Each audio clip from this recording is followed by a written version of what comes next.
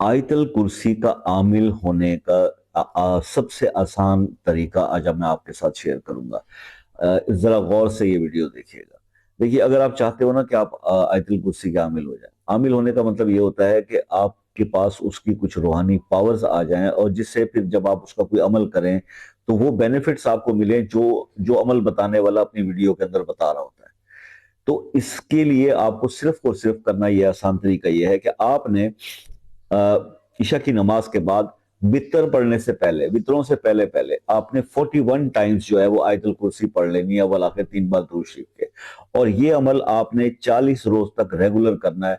जब 40 रोज गुजर जाते हैं, 40 दिन, तो आप इसके आमिल हो जाते हैं। फिर आपने इसको सिर्फ अमल कायम करने के लिए क्या करना है, वैसे तो ये मसनून भी है कि हर फर्ज के बाद एक बार आयतल कुर्सी पढ़ें, लेकिन जब आप अमल को कायम रखने के लिए पढ़ें तो 3 बार या 7 बार आप इसको रेगुलर पढ़ते रहें। अमल कायम रहेगा और